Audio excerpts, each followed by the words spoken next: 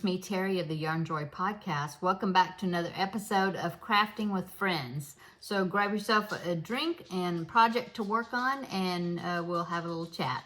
So hope everybody had a wonderful weekend. We had a nice weekend.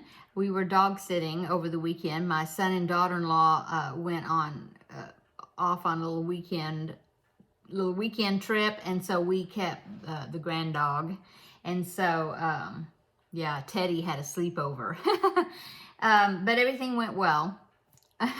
And so what have I been working on? Well, I am working on the baby blanket, I think it's called. What is it called? Let me look at my computer here. I have the pattern up. The pattern is by MaisieandRuth.com, and I will link it down below in the description box. Teddy Bear Square. What does she call it? Of course, my mouse has decided to go to sleep, and it's not working right now. I think it's baby bear blanket or something like that. Anyway, I will pop in a picture right here so you can see what it's going to look like when it is finished. And I'm making it in not the exact same yarn, but as close to those colors that I could find. Yeah, I think it's going to be so pretty. I'm enjoying working on it. I didn't get a whole lot of the squares done from what I had shown you last week, but since I had ordered the tan colored yarn for the bear face, I did start working on some bear squares. And just as a reminder, you can hear Teddy walking around. Just as a reminder, the yarns I'm using is actually Caron Simply Soft. It's some yarns that I had the blue already. I have 4 skeins of this. It's just called Soft Blue. And I had some that I got clearance at Walmart a couple of years, I don't know how many years ago, 2-3 years ago probably, and I still hadn't used it. So 4 full skeins of it. So I thought this would be a perfect project to work on and use this yarn. So that is what I'm using. Now the tan color for the bear, I'm using Caron Simply Soft in the colorway Bone. Okay, so there's that. I did order it from Amazon, so I actually got a 3-pack of it, but I think it was cheaper getting it from there than it was to go and drive to Joann's and go get it and come back and all that. So I just ordered it off Amazon, got it delivered. And so that's what I'm using for that. For the white is Caron Simply Soft in white, and then some black. I don't think it's Caron Simply Soft, but I mean, you just use the black to stitch on the nose and the eyes. So I'm not even sure what this is or what a label, but it looks a lot like the Caron Simply Soft. It does have a little bit of a shine to it. So that's what I'm using. And so, so I'm working on the solid granny squares, or I got those started first, and I had done 1, 2, 3, 4, 5, 6. I've got 6 of those. I haven't made any more of them since the last time I showed you, because I started working on the bear squares, because I didn't want to do all of one and then have to do all of the other type of square. I'm trying to mix it up and mix those other squares in there amongst these when I'm working. And so I did find out that I need to make 12 of these solid blue squares and 13 of the bear squares. So I started working on the bear squares, kind of catch up with the blue squares that I had made already. And so far, I don't have the eyes stitched on except for one of them.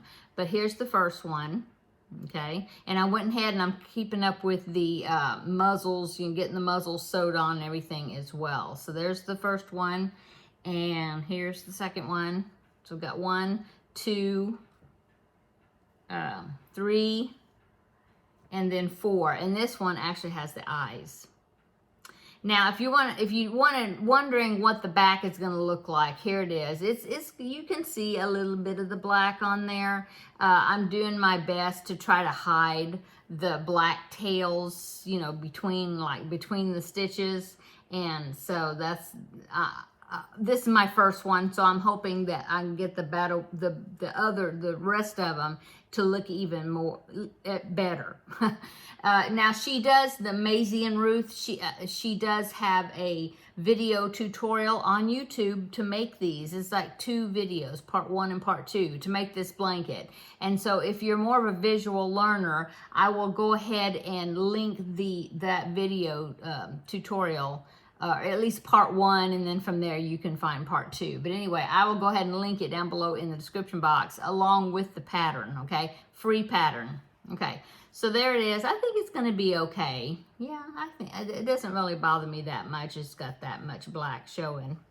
But like I said, maybe as I go along, I'll get better as far as hiding in those tails. Okay, so that is what I've done so far.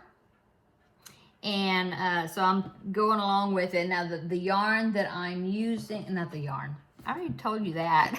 the hook size I'm using, I am using a, what is this? It is a 5mm hook, which is, I think that's an H hook for American terms or whatever.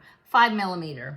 And I believe that may be what it calls for in the pattern. I'm not sure. Let me see if my mouse is gonna wake up and I can, no, it's, for some reason my mouse, the little cursor is moving, but I can't get the page to go up and down. Let me reload the page and we'll see if that will help. There it goes, yay, okay. It calls for, I think it's maybe a smaller hook because I think it calls for a, yeah, it calls for a DK weight yarn, and Caron Simply Soft is not a DK weight. It is a 4 weight yarn, but it's not a real heavy worsted weight. You know, it's kind of a light 4, and so I was thinking that would be fine. I'm still looking for the hook size.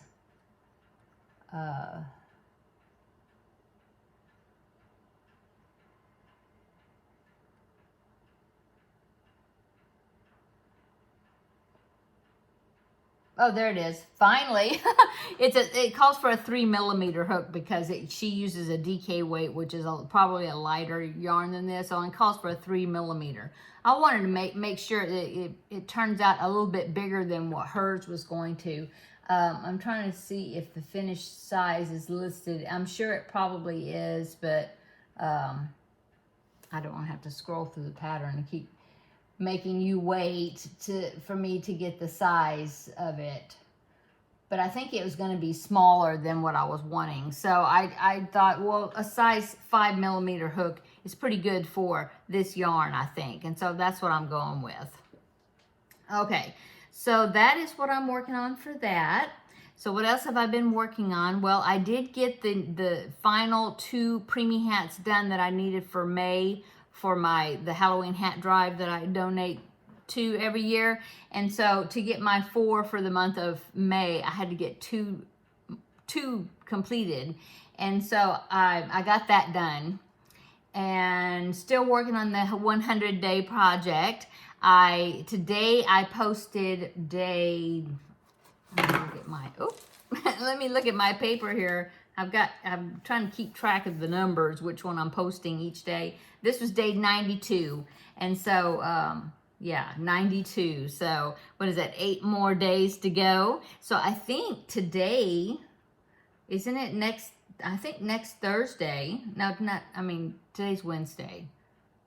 Is it next Wednesday is June the 1st? Or no, next Thursday. So 1 week plus 1 day, and then it'll be finished. And so I'm excited to get it finished. I've enjoyed the 100 days of doing this, but I'm ready to move on to my next project. I'm already got the next project planned out. I talked about it last week. I'm going to be doing the Christmas Eve Wishes blanket, and I will pop that picture in right here.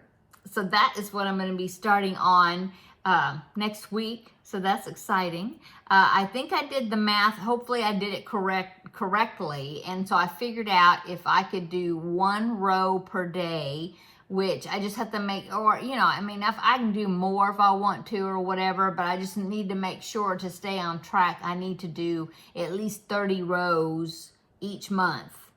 So that way in November, it will be finished except for like the border or whatever in October, the end of October. And then in November, I will do the border and whatever finishing work needs to be done. And then, which I think is about, I figured 20 days worth or 20 rounds. I don't know. I figured it out, wrote it down. And so if I do one row on that project per day, or an average of 7 for the week, I guess, or whatever, just as long as I get 30. And so if the month has more than 30, then I'll just keep track of it, and I might, be able to take a day off here and there or whatever. I don't know. Anyway, I talked about it last week, and so I did have a couple of comments in last week's video, not for Crafting with Friends, but the regular Yarn Joy podcast episode. And I did have a couple of comments where some people were wanting to do that project with me. Now, I am going to be doing it along with Valerie of Valerie's Cuddly Cat Crochet. And, but besides Valerie, like I said, I did have a couple of people acted like they were talking, saying that, or commenting, saying that they wanted to do the project along with me. So if anybody wants to do that project along with me, I think that would be great. So I think what I'll do is I'll probably make maybe a separate video, like right before I get started with the project on this upcoming, or not tomorrow Thursday, but the next Thursday. Maybe just to show, like, this is the yarn that I'm using and this is the tools that I'm going to be using, because there are parts of it that has like a Grafgan thing. So I'm going to be using bobbins, and somebody was asking how I'm going to be doing the bobbins. And so maybe when I start that section of it, then I'll do like how I should do a little tutorial-ish thing showing how I'm setting it up and that whatnot, I think. We'll see. Comment down below if you'd be interested in following that process, and I'll see what I can do with that. But yeah, I think that would be great if anybody wanted to do that project along with me. So that is upcoming. So it's always fun and exciting to start a new project. And so, yeah, I'm looking forward to it. I will not be posting every day, no, because posting every day doing this 100-day project, I mean, I've still done it. I've posted every day a picture, but, it gets tiring after a while, but I mean, it's just something, it's kind of gets difficult sometimes to keep track of doing it every day and getting it laid out to take the picture before I do the next round. And so I'm not going to do that. I will probably just do like a weekly project, a weekly progress on my regular Yarn Joy podcast episode. And I'll just see, this is what I did for this week, and probably do that. I'm not going to do like, okay, this is row 1, this is row 2, because it's rows. This one is not in the round until you get to the border. But anyway, that's, I think, what I'm going to do. I'll just do a weekly progress report on that. So, yeah, I'm excited. Okay, so what else have I worked on? I'm still working on the Grover for my grandbaby, the little Sesame Street character. And I've got his body is done, and his head is done, and the eyes and the nose. Haven't sewed them on yet. And I haven't sewed the head to the body yet. But I'm working on the helmet. So the Grover that I'm doing is when he's pretending to be Super Grover in his superhero costume. He's wearing a red cape. Haven't made the cape yet. And then he wears his helmet, and the helmet looks like a knight's helmet. And so I've started working on that so far. This is what I've done. That's like the top of it, I guess. Anyway, that's what I just started it. And so I'm going to do that. I'm going to work on that, make sure that the helmet fits the head. And in fact, I might do the way I've been doing the Feel Better Friend dolls, where I'm doing the head and I'm going to go ahead and get the hair attached to the head or whatever. In this case, it's not hair, it's the helmet. But go ahead and get the helmet done, get it on the head. And then when I sew the body to the head, because I don't know if the helmet is where you can take the helmet off his head. I might do that. But I was thinking I will sew the head onto the body with the helmet on the head, to make sure that the weight of the helmet, whatever extra weight that is not going to make the head, you know, be loosey-goosey or, you know, bobble or whatever. It'll be stable. And I'm going to do that as an experiment and see if that helps doing that. I know that it does seem to help when I do the Feel Better Friend dolls and I have the hair on there and then sew the body to the head with the hairstyle on there. So that way, because before I'd sew the head to the body, and then when I put the hair on there, it would make the hair would be heavy, and then the head would like, you know, be all hanging to one side or whatever. It'd be heavy, you know. So that seems to work well doing it that way. So, okay, so I guess I'm going to go. Everybody come back for another visit tomorrow, and we will have that visit for the Yarn Joy podcast episode. So I will see you in the next video. Bye.